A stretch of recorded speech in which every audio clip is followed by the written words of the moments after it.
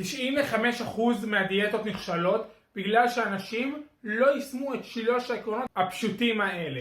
עיקרון ראשון זה כשאנחנו בצמאון כרוני אנחנו יותר רעבים. כלומר, אם נשתה לפחות 3 ליטר מים ביום, נהיה הרבה פחות רעבים. עיקרון שני זה העניין שאנחנו שבעים לפי נפח, לא לפי כמות קלורית. כלומר, אם נאכל קילו עגבניות שהוא 250 קלוריות, ונאכל חצי חפיסת שוקולד של 250 קלוריות, מה אתם חושבים יגרום לנו להיות מפוצצים?